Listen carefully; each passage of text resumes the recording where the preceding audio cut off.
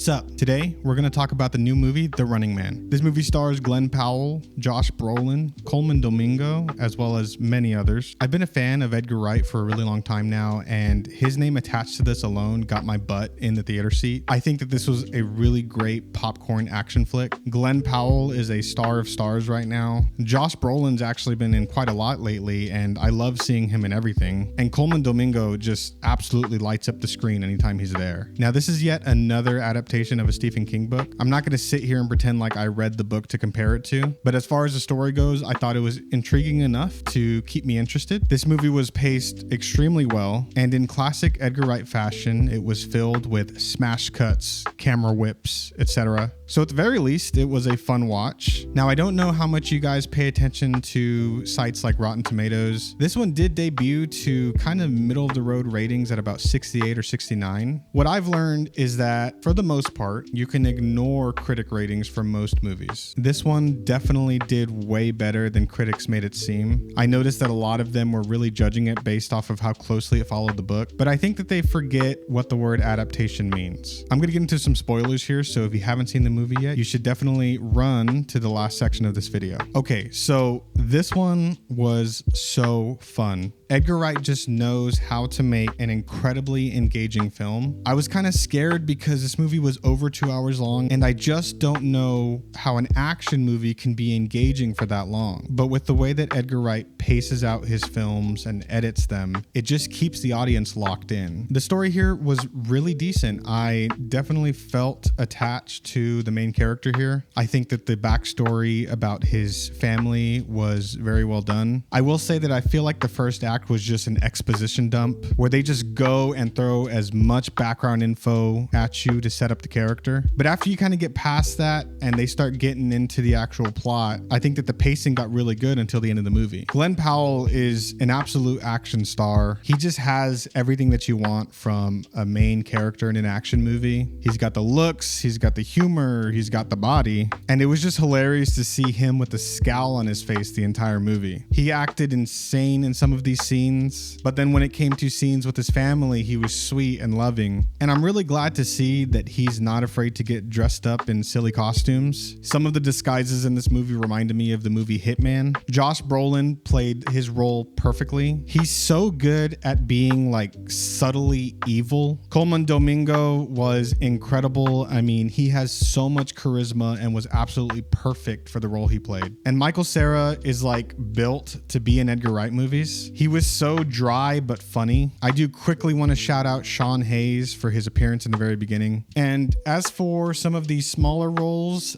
Katie O'Brien definitely deserved way more screen time. And Emilia Jones, who I just discovered this past year in the show Task, was amazing in the third act. Besides the acting and performances, I think that the world building here was really good. Obviously, Edgar Wright had a really good source to pull from, but some of the little details like having Arnold Schwarzenegger on the money and a sign for a new housing development where the prices are in the 900,000s in the middle of nowhere. I think that that kind of attention to detail really elevates the experience. The action sequences in this one were excellent. I think that there was a lot of great camera work here. I kind of appreciated the overuse of the blue flare anamorphic like you see here. There was also some really cool drone shots where they follow Glenn Powell's character through some hallways. And even in the third act, in the plane scene where the action got really ridiculous, everything was choreographed so tightly and you never really lost what was going on. I think that the ending of this one was really sweet. I'm glad to know that the Richards family survives. And I'm not sure how the book ends, but I did think it was an interesting choice to have the main character get his revenge. I feel like when he told Josh Brolin's character that he's going to come back for him, I thought that him destroying the media empire was going to be enough. And again, I don't know if this is how it ended in the book, but I just think that killing off the main villain with violence kind of just went against the main character's growth. And one last note about the ending, I do want to say that I loved the main character's speech towards the end where he's talking about the corporations distracting people just so that they can siphon money off of them. I do think that that was really relatable with kind of the current state of modern media. And what the main character said was totally true. Sometimes you just need to turn the TV off.